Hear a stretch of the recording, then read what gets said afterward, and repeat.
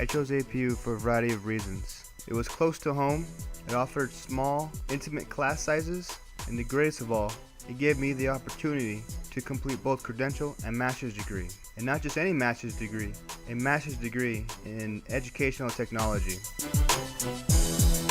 The Lord has placed a burning passion in my heart to teach the youth. He has used my life's trials and triumphs to give me a firm foundation and experiences that have equipped me for my future in the field of education. I started coaching at the age of 15. I volunteered at the local youth baseball league. At age 19, I became an assistant varsity baseball coach for my old high school. And while student teaching, I was the assistant flag football coach at my middle school. I love teaching, I love coaching. The most rewarding aspect of teaching students is watching their progress, watching them grasp the concepts, and most of all, watching them grow and mature as young adults. My responsibility as a teacher is not to only teach them state standards, but to mentor them and show them that they have hope, to encourage those whose future is not bright, and to teach them not to give up, but to press forward. Teachers have the power to influence their students' lives and the ability to alter one's future.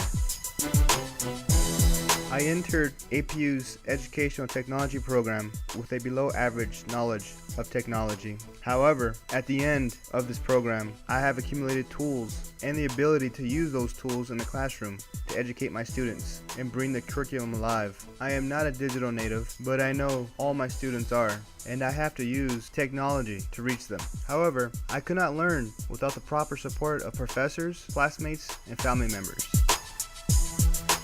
EDUC 512 gave me the opportunity to use Acrobat to create PDF files and the opportunity to build a web quest. EDUC 514 taught me about the different angle shots that help make a great movie, how to produce an educational clip that can either give instruction or bring alive the material discussed in the classroom. EDUC 515 taught me how to build a website and how to construct it in a manner where students are free to visit the website and download material that is needed for the class or look at assignments that are required. It also taught me how to make a podcast and how I can use that podcast to make learning enjoyable for the students. And EDUC 522. This class taught me how to incorporate technology into a unit of study while focusing on student learning styles. After taking this class, I see people differently now. When I speak to people, I am automatically thinking what type of learning style they are.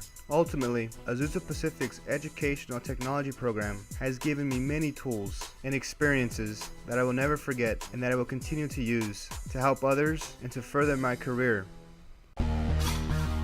My action research project topic is trying to stay awake and alert in an office. I selected this topic because I'm struggling to stay awake during my 8 to 5 working hours. With my last job consisting of non-stop action, I wasn't worried about staying awake. However, my new job, there is no action, and attempting to keep my blood flowing, keep my mind awake, I walk around the building, I drink caffeinated drinks, and I've tried lowering my food consumption during lunch, but nothing worked. And within 2 hours after lunch, I was starving and fighting to stay awake. I am searching for a way to stay awake and alert throughout the day. My week 1 strategies were: examine food consumed throughout the day. There are 3 goals: remove heavy foods during lunch, eat nuts and fruit during breaks, and increase water intake. For breakfast, I ate oatmeal. I felt good, I felt alert, and I felt ready to start the day. However, as soon as I sat down at my desk, the drowsiness kicked in. I continued to eat nuts and fruits throughout my breaks. They're a good source of protein and natural sugar. I got a short boost most of the time, however, only lasted maybe 45 minutes to an hour and then faded away, and I was right back to where I was. And increasing my water intake was good. It allowed me to feel refreshed and alert. However, my visitations to the men's room definitely increased. My week 2 strategies: early morning exercise and walking at work. My 3 goals: do 3 sets of 25 push-ups in the morning, walk during break, and take time to stretch while working. I felt great doing push-ups in the morning. I think it's a great way to start off the morning, but when I got in the classroom, the lethargic feelings returned. During my breaks, I walked several times around the perimeter of the building and walked to and from lunch. I felt good, and I had a short boost for about 45 minutes, but it quickly faded away. My stretching felt good. It broke up the routine. However, it didn't increase or decrease my energy levels. Week 3 was interrupted by numerous personal emergencies.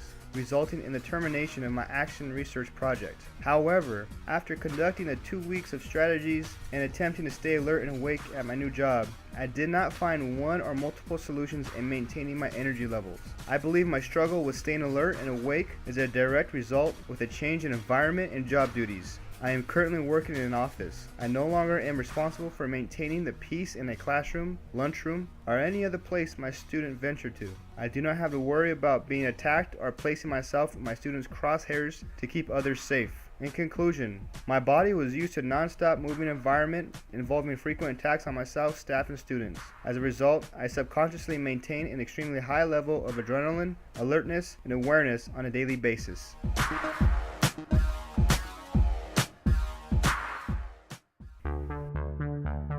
My unit plan focuses on ancient Egyptian civilization. I selected this topic because I enjoy teaching it and I love teaching 6th grade.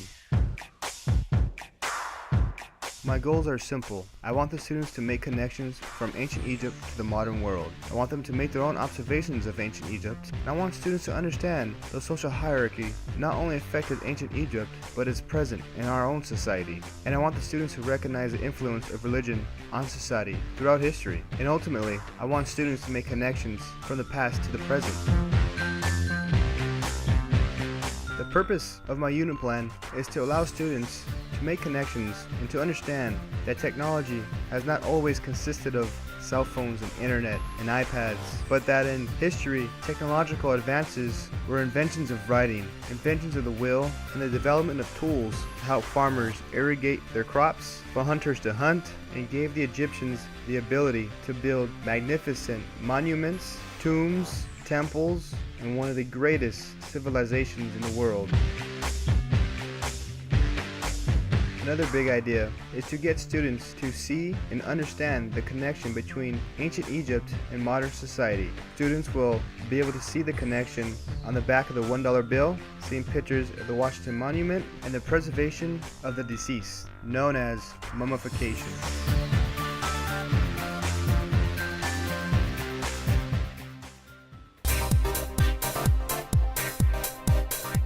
A few of the highlights of my project consist of students building a burial chamber and creating a song praising the gods for allowing the Nile River to overflow. The burial chamber. After completing our lesson plan on Egyptian burial practices, students will be given the opportunity to create their own tomb and to place in their tomb whatever belongings they think they'll need to survive in the afterlife. The burial chambers will need to have artwork, excerpts from the Book of the Dead, and a sarcophagus. Students will be required to write on a 3x5 index card the purpose of their chamber, the contents of their chamber, and why they believe the contents of the chamber will help carry them in the afterlife. The second highlight is a song students will create praising the gods for the rain that caused the Nile River to overflow, producing fertile silt which allowed the farmers to plant crops and feed all of Egypt. Students will be required to create a song. The song will need to include at least 2 gods' names, purpose for praising them, and what the students were blessed with.